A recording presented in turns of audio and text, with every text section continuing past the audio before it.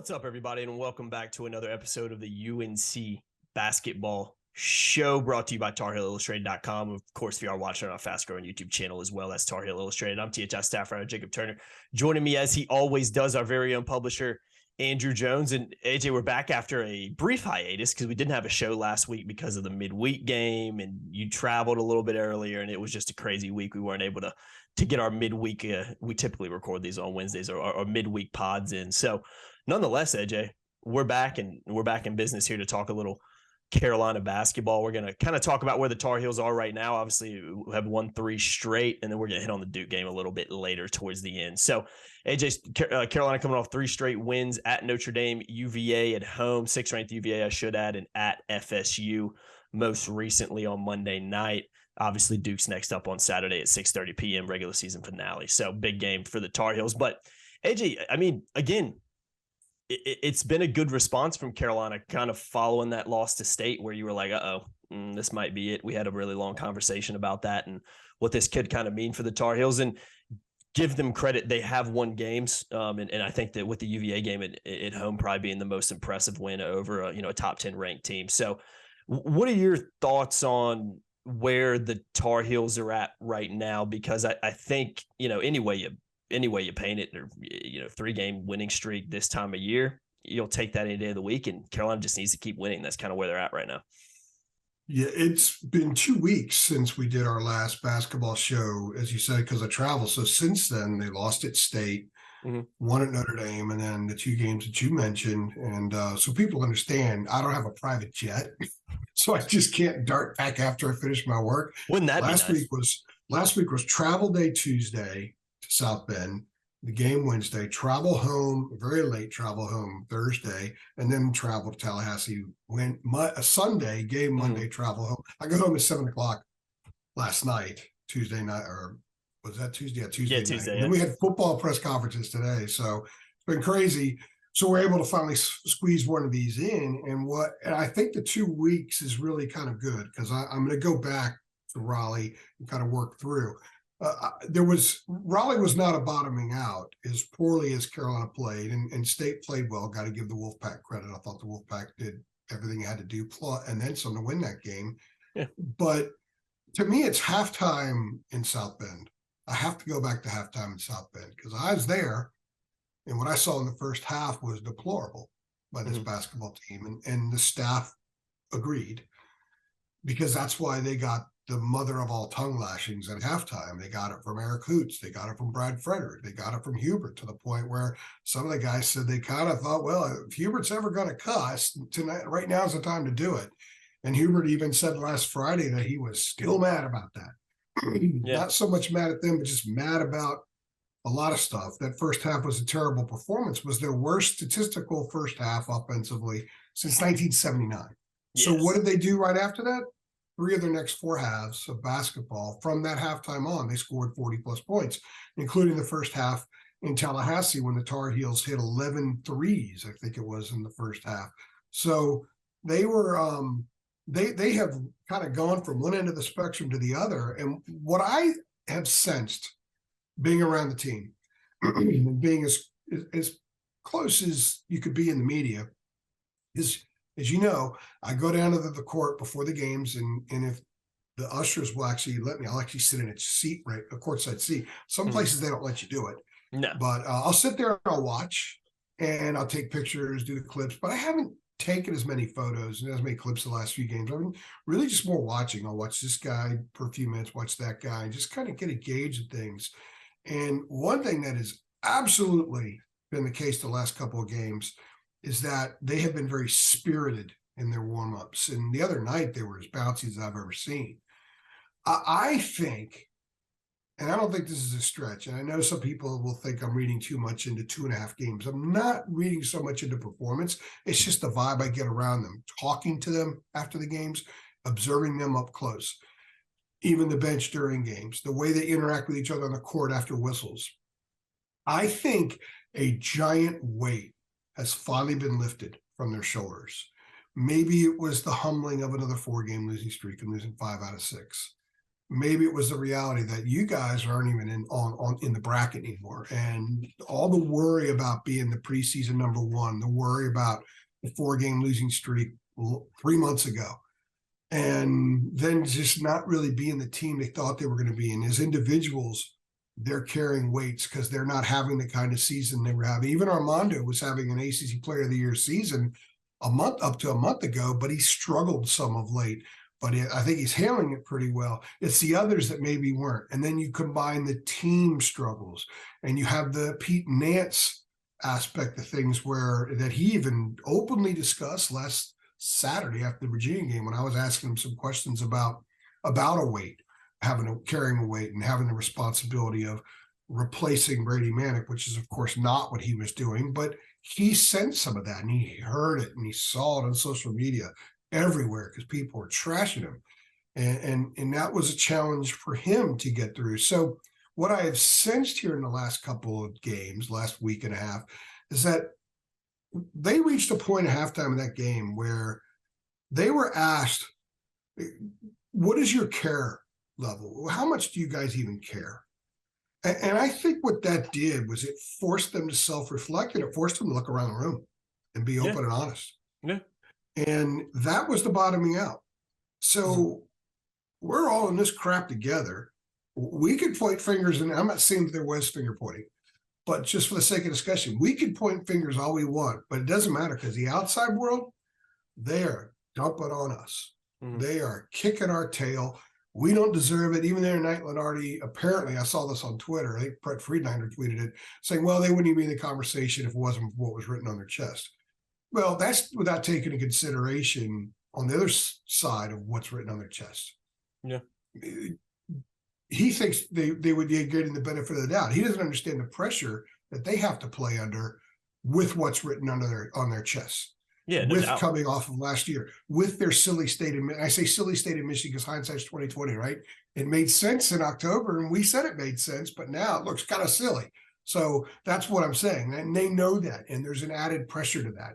And then the stuff that surfaced that at the Duke game that added more to this team's plate and just made the weight heavier. I think it's gone, Jacob. I really do, and I don't want to go 25 minutes into the Oreo thing, but I think the Oreos are part of the levity that they needed to formally climb out of that giant shell and sort of be free. And I do think that there is a freeing nature to this team right now that we saw in the first half the other night. I can cite examples. I'm not going to talk for 20 straight minutes here. I could cite examples, but a lot of it is just vibe. You know me, I rely on vibe. I rely on my gut feeling when I'm around, my gut instinct when I'm around coaches or teams or individual players. And my gut instinct is that something has changed. And what it is that they're just looser. Hubert says they're looser and they're more dialed in. So by being loose, it's allowing them to properly dial in. You can, if you want to jam a square peg in a round hole, you could try as hard as you possibly can, and you could pound that sucker. You could bring in a crane and try to pound it through, but if the square peg isn't going to get in the round hole, it ain't getting in the round hole. But if you grease it up some and you make it loose and suddenly you move the round hole a little bit, make it like a square, then it could slide right in there. And I think what's happened is them being loose is allowing that effort to actually work itself through. So being locked in when you're stressed and not confident and tight, as opposed to being locked in when you're loose, is a tremendous difference. And that's what we've seen on the court in their performance the last 2.5 games. Yeah, it's interesting. Two things I want to kind of build off that point, because it's interesting you say the Tar Heel. I think you used the word bouncy at Florida State. Is loose? Is that were they loose? Would you say they were loose before the game? They go to a huddle, much like football, but they go to a huddle during warmups, as you know, when they do their independent shoot around, and then they do through the stretching with Jonas and the limbering is what I like to call it. Mm-hmm. Then they huddle and they break out into half the guys are on the floor. They're literally stretching. The other half do drills and then they switch. It's that in between where they get together. And like RJ it's like a mosh pit in there. He's being pushed around and he's saying stuff, and some of the walk-ons are yelling. Mm-hmm. I mean, it was spirited. I do not recall it being like that this year. And I have been 35, 40 feet away from that huddle probably before, what have they played? 1911. So 30 games. I've probably been out there during that period, maybe for 24 of the games. Mm-hmm. And I don't ever remember it being like it was in Tallahassee. And I thought it was pretty spirited before UVA. Mm-hmm.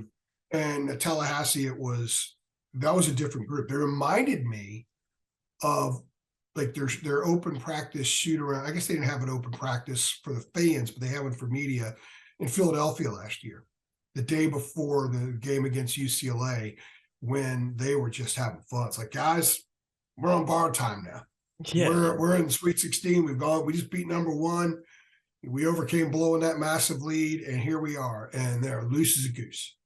And that's what the other night reminded me of. I'm not saying that they're going to do what they did last year as a result. I'm just saying that they have been, with their machete, been hatcheting their way, whacking their way through the forest all season long. And they've had a bunch of obstacles. I made the reference about Dorothy going to Oz. They've had to deal with, the flying monkeys pulling the stuff out of the scarecrow and all that kind of junk. And now suddenly there they are, the curtains pulled behind. They kind of, okay, we're at our point where we need to be, but they're relieved to be there. I just think that there's something very liberating about this team, very freeing about this team right now. And that could all change Saturday night if they shoot 20%. The ball, everything looks better when the ball goes. It's the greatest quote. It's the most accurate quote of all time. Didn't we used to cover a Hall of Famer who said that all the time? Yeah. But I do think the ball going through it's not just a matter of they're making the exact same shots they missed before. They're getting better shots now. Mm-hmm. They're getting more rhythm shots. They're shooting threes off the catch more at a higher percentage than they were before. So many before were off the dribble. A lot of them were pound it, nothing's there, I shoot a three. Now, it's like there's multiple options. I get it. I'm in rhythm. I stroke. And everyone that plays basketball at that level is going to be a better shooter off the catch than they are off the dribble, especially when you have the ball and you're already dribbling. It means you're being defended. Those are going to be more contested. Their shots in Tallahassee the other night were less contested than their shots were at NC State. Mm-hmm. And it's not because NC State's better than Florida State. Florida State's known for defense. Leonard's a great defensive coach. It's because of the way Carolina got those shots. Caleb had 3 penetrations in the first half alone that he kicked out to the perimeter for wide open threes. The shooters were 2 for 3. So 2 of his assists were Caleb driving when he so often will just get that sucker off the glass and try to draw a foul or think he's going to make, the great Caleb Love highlight reel play. And instead, he recognized not just the defender coming to close him off, but he recognized open teammates. And that those were high percentage shots. He got them the ball, and a couple of them went through the net. So it's not just the balls going to the basket. It's what they're doing to get those shots that I think is a difference. Their movement on offense away from the ball Saturday against Virginia was the best it's been in a long time. And their movement the other night in the first half was really good. The second half, they kind of had a rough stretch where they looked like the first half at Notre Dame sometimes, but if they're moving and they're getting those open shots, they're going to be a better three-point shooting team moving forward if that's the way they get their threes. If they resort to the ugly ways, then the same problems will surface again. Yeah, it's interesting to stay on that point before we move on real quick. We were on the baseline for the Clemson game, and you came up to me early on and said, "Oh, this team's loosest I've seen this team all year, pretty much." Yeah. And then I know the UVA game as well. That was something that we talked about in our 3 Things video. This team was, you mentioned the team was loose. You noticed it. Now you're saying in Tallahassee, the team was loose again. And it, not a coincidence that that's 3 of Carolina's better performances this year. And again, it's interesting. And I'm saying that to illustrate a point of, I distinctly remember having a conversation with you and David before the season started during a preview pod. And I remember kind of talking to you guys about, last year's run was great, but there was no expectations around that team at the time. I think I remember kind of saying the biggest challenge for this year's team is going to be, there are expectations now. There are. You're number 1 team in the country. You're expected to be good. You're already North Carolina. There's already a big old target on your front and your back. Now you're the number 1 team in the country. That target just doubled in size. Is it? Yeah. And I know it's still, who knows what can happen over the next month or so. Do I think Carolina's going to win a national championship? No, I don't. Who knows though? But is it kind of safe to say that, because Hubert's mentioned the weighted vest, and this team has just had some really bad stretches this year where they haven't looked interested and haven't played well. And, like I said, the Hubert, this team's been walking around with a weighted 15 pounds on the whole year. They haven't really been able to take that off. Maybe they've finally taken it off, but hindsight's 2020. I think it's kind of safe to say that maybe the expectations for this team to where they are right now, maybe they will turn around and make a run. But it seems like for a majority of this year, those expectations are what has kind of weighed this team down. And maybe now that they've taken that vest off a little bit because of how the season's gone down, they're able to kind of say, hey, like, we are a pretty good basketball team when we play like it. But if you're running around with 20 extra pounds on you, every player is, it makes the game that much harder, if it makes sense. So it's interesting that you say that, because it does seem in hindsight that this team at the end of the day, for whatever reason, the expectations that came with this season, they just weren't able to handle that the way that a team that is as talented as they can be, you probably expect them to handle it. I think it's kind of safe to say that at this point, where maybe a couple months ago we were kind of like, well, let's kind of see what happens. But now it's like, I think that is exactly what happened. I mean, based on the evidence. They'll be the first ones to admit that. Yeah. And it's understandable too. I mean, it is understandable. Hubert gets criticized for not saying much. Oh, he says the same old thing, which, yeah, I think there's an element of that to Hubert. And he repeats. He's no Roy Williams in a press conference. I mean, I think that's safe to say. Well, but Roy's team would win by 35, and he would be furious if they only had 14 offensive rebounds and 9 second chance points. Roy was more of like a hard on his sleeve guy. You could read Roy. He's a national champion. He's a Hall of Famer. He's a national champion. He's a legend. There's legends tend to be that way. Hubert is in his second year as a head coach and didn't exactly spend his whole life thinking about becoming a head coach in college one day, especially on this platform at this program with these expectations. And in his first year going to the national title game after 4 mediocre regular season months, now they're back into mediocrity. They've had one really good month under Hubert so far. Yeah. The rest has been mediocre, and some pretty good upticks and some really bad downticks, if you will. So the weight thing, I think, is real. The expectations thing was probably a mistake by a lot of us in the media, but it was first a mistake by them. And again, hindsight's 2020. I'm not going to be critical, because I wrote stories saying, hey, championship or bust. And I think that's the right approach. That's what these guys need to have, because they need to recognize that it's, 5 months, but maybe they weren't really zeroed in the first 4. And that was part of the problem early on. They didn't shoot well. RJ had the taped finger. It's been off the last 2 games, and he's 5 for 11 from 3. I mean, it is absolutely, for RJ, even if he breaks his hand, don't tape it up. Yeah. Just play ball with it, man. Tape on the hand, because he's a much better shooter. I just think a better ball handler, better everything when he doesn't have the tape on his hand. I also think it's psychological. So much of this is psychological stuff.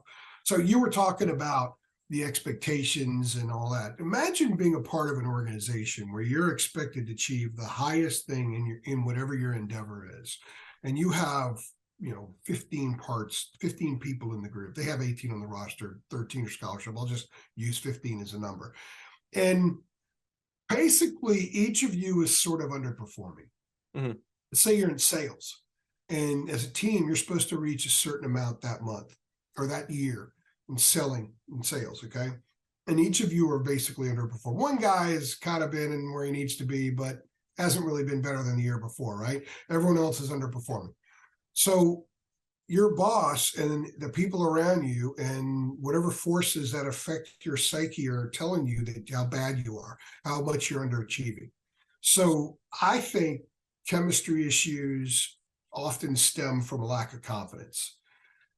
There was an appearance that some of the other stuff was affecting this team. I've done a bunch of radio shows in the last few weeks. People say, what's all this stuff going on about RJ and Caleb, and they have chemistry and cohesion issues. And I've been maintaining all along, and this, we've had personal conversations. It has strictly been basketball related. Mm. And it's been a confidence thing. If you lack confidence, excuse me, I have to drink something here. If you lack confidence, might be the first water sip we've had on the podcast. Shout out to Aquafina, since we're all pitching products around North Carolina now. Shout out to Aquafina for some H2O there, man. Calling it H2O, I guess Adam Sandler would be proud of that too. Some fine H2O. It's fantastic. Great movie. Waterboy, one of my favorite movies of all time. Great movie. Yeah, and by the way, we're going to do a foosball show later this week. Yeah, foosball show coming later this week, so stay tuned. Spring practice starting. We had Max, so we'll be on the foosball thing there too. But I just think that when there's a lack of confidence in yourself and there's a lack of confidence in teammates and you're not having fun and everyone is firing darts at you, poisonous darts at you, it's gotten to the point, put it this way, where if you go look at our Twitter feed in games and look at the replies the last 5 or 6 games, the only commentary is negative. Mm-hmm. They go on they closed the half on a 23-6 run in Tallahassee the other night, and not one comment during that period where people are complimenting the team's play. I'm tweeting, look, I tweet the positive, tweet the bad, I just tweet what happens. We just report. I've got no personal interest in the outcome of the game. My job is to cover the team and report on them and give perspective to it. As soon as FSU starts the second half 7-0, the Twitter feed's just getting flooded. Yeah. People are just trashing the team. And they're getting this stuff because these guys are getting tagged all the time. And Hubert loves to say block out the noise, but he's a realist. They're not block out the noise. He's sort of acknowledged that some lately. And the players have. They've been very open. It's like impossible. I was so impressed that Pete Nance, who has not given us a lot this year because he's very cliched. I think part of it was, he was still trying to feel comfortable as being the other guy, being the outside guy. And I think he admitted that he felt a lot of responsibility he comes aboard and everyone says, well, what's the problem? Well, Brady's gone, Pete's here, everyone else is the same. So it's obviously Pete's fault. He wore that. That stayed with him a lot. And I think that affected his play. But it is not now, because I think part of his healing is openly talking about it. And I wrote a story about how when the fans were chanting his name when he left the court after the UVA game, said it gave him chills. Mm-hmm. That's why he came to Carolina. And here he is 4 months in, and he's finally getting that feeling, which is pretty wild stuff when you think about it. So I think they've worked through a lot of that. And I think the Lemon Oreo thing is part of it. I think it would have been harder for that to be funny and fun and to embrace 6 weeks ago. Yeah. Because they weren't ready to have fun yet. They had to unburden themselves in a basketball sense, in a weight sense with basketball, before the Lemon Oreos could become sort of a symbol of where they are now. And it's great timing. When you have a new, I don't know what way to describe it would be. I'm not call it a rallying cry or anything like that, but a new form of symbolism about how loose you guys are that can get people to talk with you, talk about you, and it's not basketball praise or criticism. And you have that going into March. That's pretty cool stuff. And I think that can be very beneficial. I think it has been beneficial. Mm-hmm. Look at my interview with Caleb Love the other night. I waited till the end and I asked him about the Oreos. He just starts smiling. Yes. That's as big as smiles I've seen from Caleb in a long time. Mm-hmm. And he actually said, yeah, he liked him. And for Pete, think about this. And I was talking to somebody about this yesterday, and I think this is really neat. And it's so important to the chemistry of the team. So they arrive at the Hotel Indigo in Tallahassee on Sunday evening. They walk into the hotel, and there's all those boxes of Oreos, packages of the Lemon Oreos. They weren't there for Caleb or Armando or RJ. They were there for the new guy. They were there for the guy who people were blaming for what was going on. They were there for the guy who was having a tough time sort of speaking up about things because he probably just didn't feel comfortable. You have to have success in order to speak out, right? That's what a lot of people think. Brady did it last year before he had a lot of success, but that's Brady's personality. But this was for Pete. Suddenly, Pete was the popular guy in the room. Suddenly, Pete was the guy that everyone was focusing on. Pete likes Lemon Oreos. Let's all see if we like Lemon Oreos too. He was the cool guy. He was the cool kid on the block. And I think that was really good because part of him became part of them. Mm-hmm. It may be a minor thing to a lot of people, and maybe in the grand scheme of things it is, because Cal Filipowski isn't going to play a different way because Carolina's eating Lemon Oreos. Yeah. But I do think the disposition that Carolina's had the last several days and coming into this has been a little bit different, and allowing those lemon Oreos to become such a thing that when I asked Hubert Monday night, last question in the presser, I said, by the way, did the lemon Oreos make the trip? And he goes on to the whole story about how they were greeted by lemon Oreos when they arrived at the hotel. That's the power, shows you the power of the reach of this program, the reach of these kids, how quickly something can catch on like that. And also how Oreo was tweeting at Pete the other night. Yeah. And how something will probably be there. Wouldn't it be great if everybody shows up to the Smith Center and packs of lemon Oreos for everyone? Need to start like what a brilliant marketing ploy that would be. Yeah. I mean, I'm not much of a cookie guy, and I'm driving home from the airport, and I got back from Tallahassee last night. I stopped off at Harris Teeter, got a pack of lemon Oreos, and I'm not a cookie. And my wife's like, "Why are you buying those?" She didn't even know the story. She hadn't been paying attention at all. She had no idea. I think she knew Carolina won. She knew I was in Tallahassee. That's about it. And I tried when I'm not a lemon guy, I'll say that, but I didn't throw up. I didn't spit it out. So I did ask Justin McCoy when he was walking out of the locker room, and I said, "Did you try the lemon Oreos?" He's like, nah. So it's fun. They need fun. They need levity. And this came at the perfect time. So that's a 15-minute way, 20 minutes, however long we've been doing this, and me saying, yeah, I think they're loose. They're loose at the right time. And that's one of the reasons I think they're playing well. And certainly Pete, I think Pete's a little healthier too, by the way. And I think that we're seeing a little bit more balance in his game. So a lot of this is coming together at the right time. Now it's just a matter of, every game they play from now on is a must-win game, obviously. And if they have bad stretches during the game, they have to respond. They did it the other night, but that was FSU.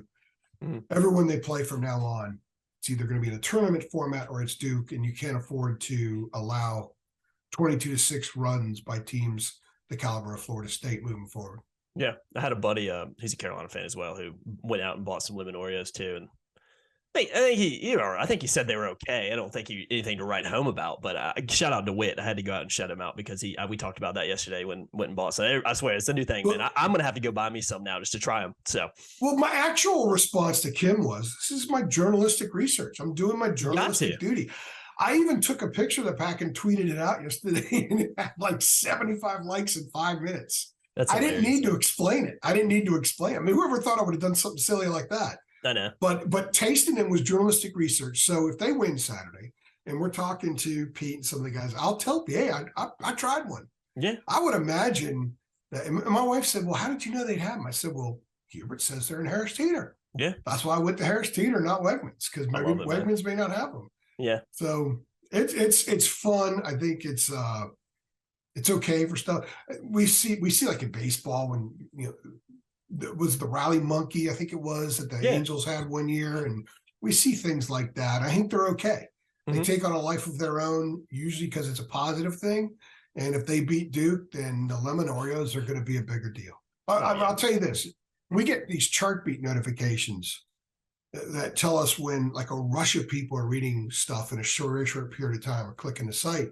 And I had 3 chart beat notifications of the first lemon Oreo story. I've written 2 now. It reminds me of when I was at Fox and I had to cover some of the Scotty McCreery stuff when he was an American Idol, because he was a high school baseball player. So I'm writing for Fox Sports and I'm covering the region, right?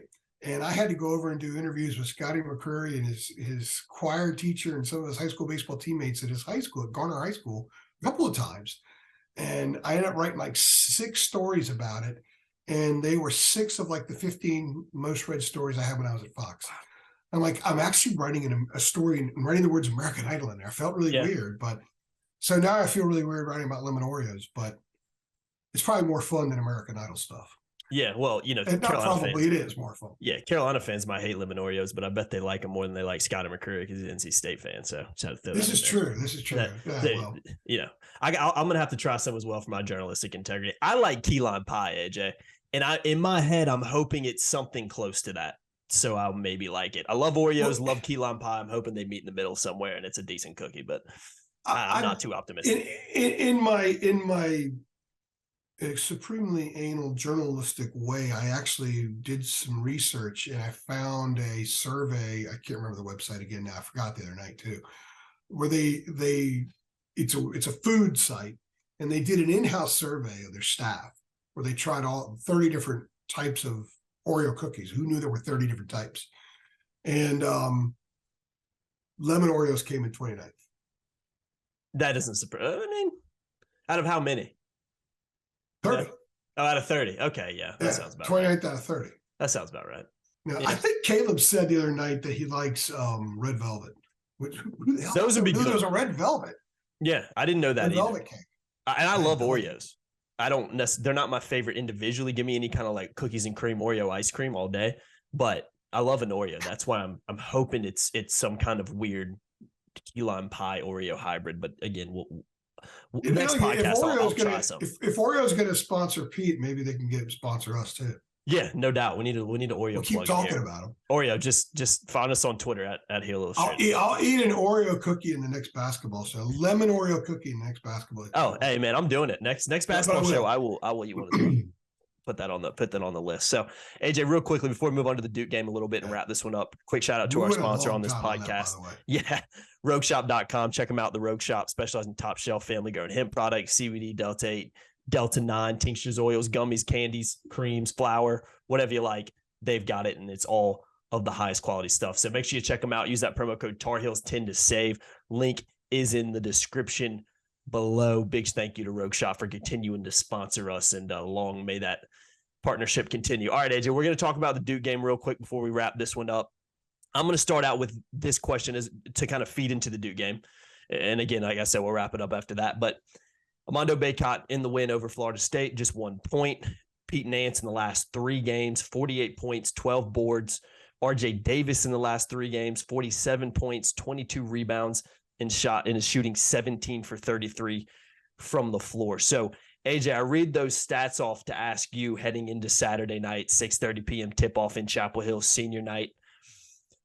How positive of a sign is it not only that Carolina's going into this game with a 3-game win streak, not only that you're saying Carolina seems to be a little bit more loose than they've been all season, but how much of a positive sign is it that Carolina is getting production from Pete finally, getting consistent production from RJ now that the tape's off his hand, and they can go down to Tallahassee. I don't care if Tallahassee, Florida State's 30-0 or 9-20. Can go down to Tallahassee and win relatively convincingly. I know it got a little sketchy late, but win somewhat comfortably with their best player scoring just 1 point.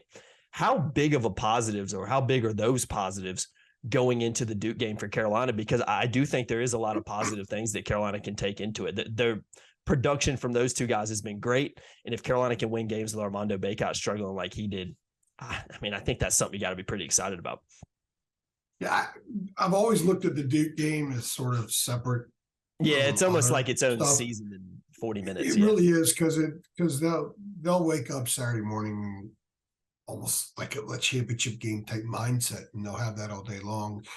If you're going to strictly talk straight basketball and under the assumption that everything sort of connects, I think the fact that your best player has 12 points in the last 2 games, only played 45 minutes in the last 2 games, is a good sign. He's only got 14 rebounds in the last 2 games. It's a good sign, meaning law of averages are going to kick in, right? Mm-hmm. Well, they have to help him kick those law of averages in.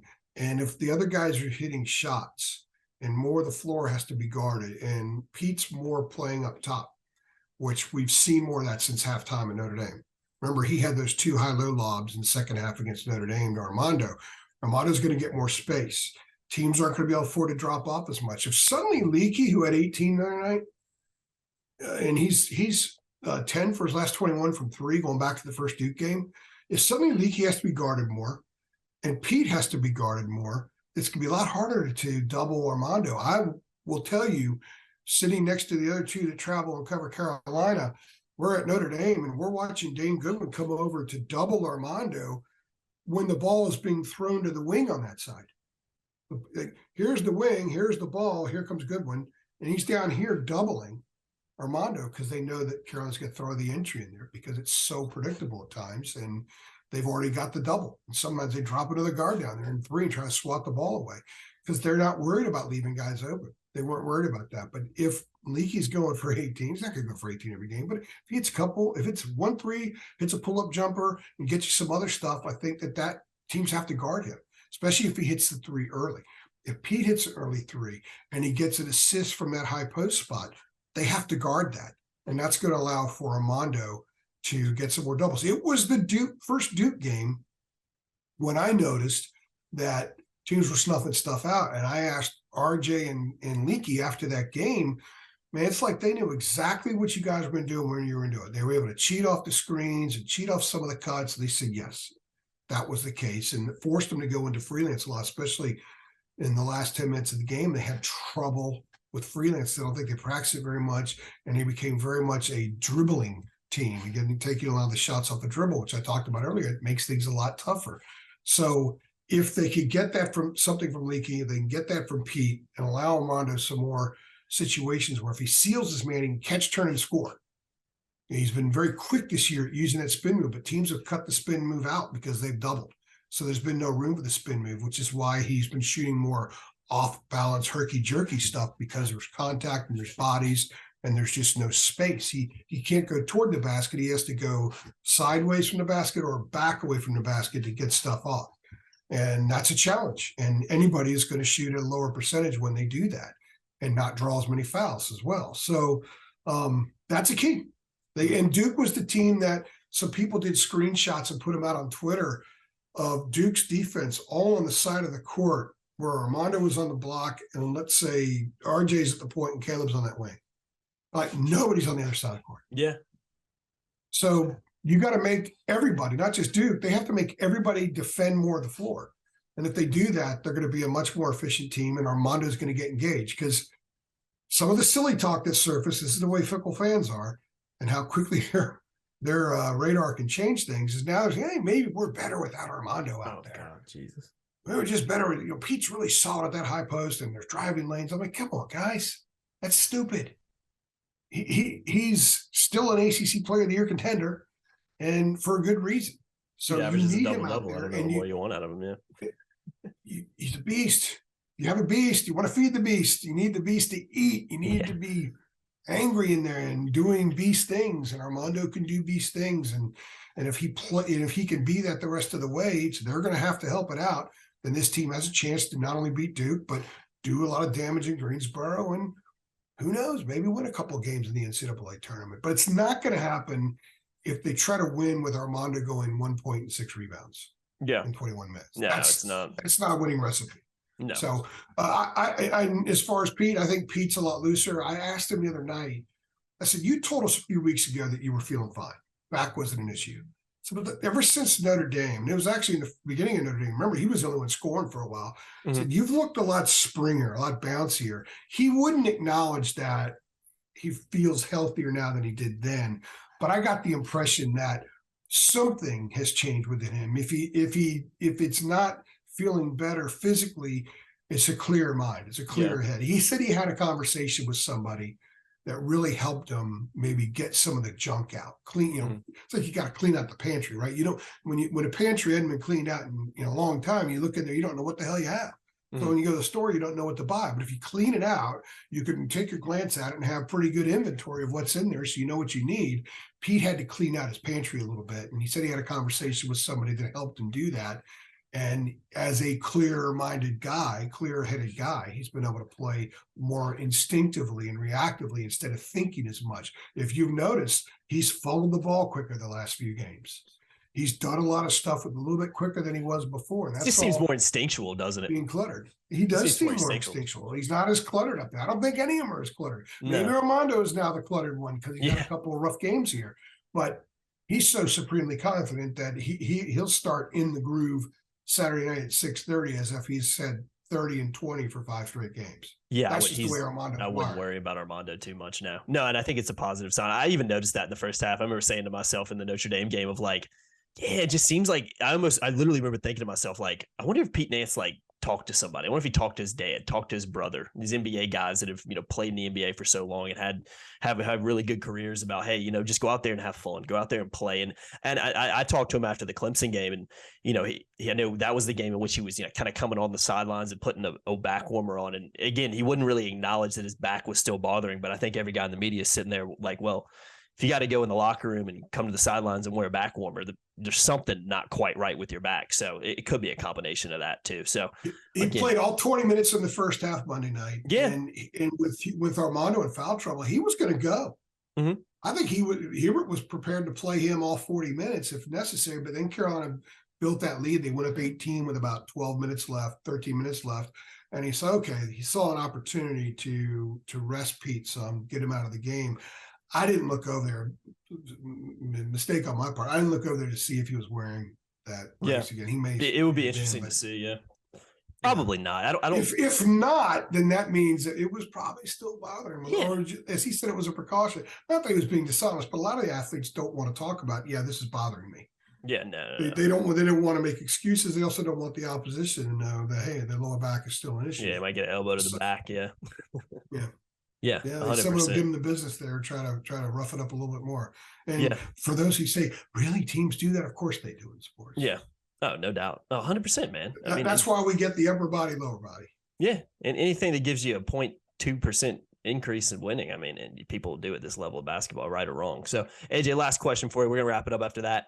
Must win for the Tar Heels for a number of different reasons, I guess. Yeah. I mean, I think the season hangs in the balance in a lot of ways. They have improved their situation enough to make this an absolutely must-win game. And Carolina also needs Duke to win its first ACC tournament game. Yeah. So it's not about what quad someone is when they show up. It's about what they leave, but it's also what are you next Sunday? Mm-hmm. Or a week from Sunday, I guess it is. When the selection committee looks and sees, okay, finally, I mean, they make a lot of those decisions that weekend, but a club like Carolina that's going to maybe be on the fence there, whatever happens that weekend can affect it. So Michigan is close to being in the top 50 of the NET, which would, since it was a neutral site game, that would make that a quad one win. So Carolina fans need to root for Michigan. They need to root for Virginia. Mm-hmm. Because Virginia's got Louisville next. They're going to drop in the net after beating Louisville. They could beat them by 1,000 points and they'll drop down. So it's you need Virginia to get at least a Friday in Greensboro. You need Duke to get to – Duke will likely play on Wednesday. I mean, you need them to get to Thursday at least in Greensboro. That way, if Carolina wins there, that stays a Q1. Virginia will stay a Q1. Michigan can move up to a Q1. You want Miami to win a couple of times, get them back into the Q1. So at least it's a quad one loss instead of a quad two loss, because they've got some quad two losses right now too. So you want to stack as many quad ones as you can, win and loss. Yeah, because that reflects more of a strength of schedule. But clearly, Michigan, Duke, Virginia. I know it's hard for Carolina fans to root for those three, but you got to root for those three teams. You just got to. You got to, man. That's what. Must-win game. If they don't win this, I think they may have to win 4. I mean, they have to maybe win the whole thing. Greensboro certainly get probably 3. I'm not as convinced that the committee's going to put them in because of their jersey. I think the committee's going to crush the ACC. And Carolina's been a punching bag for long. They'll take so much flack if Carolina gets in over freaking Nevada or someone like that. Oh, yeah. They'll get all kinds of crap for it. Yeah. Even though it's a TV show, and you want to put the most attractive products out there, but Carolina will draw eyes. But I think that they need to be safe. And also they need to avoid Dayton. It's not just getting in, but you don't want to play in Dayton. That would be embarrassing as well. So beat Duke, win twice in Greensboro. They'll avoid Dayton as well. Yeah. Well, that's a recipe for success for Carolina. And like I like to wrap these podcasts up, we'll see what happens on Saturday night. We'll be right back here to talk about it after. So, AJ, another episode of the UNC Basketball Show. I've been Jacob Turner. He's been Andrew Jones. We appreciate y'all watching as always. Make sure you keep it locked to TarHeelIllustrated.com. Sign up for premium membership, just $8.33 a month. Great time to do so as well with spring football starting here in a couple of days too. We'll be doing a football pod later this week, so stay tuned for that. And make sure you check out RogueShop.com. Promo code TarHeels10 to save on your next order. Like, share, subscribe, hit that notification bell as well so you know every single time we upload. And we upload a lot this time of year. And we'll see you guys in the next one. Thanks.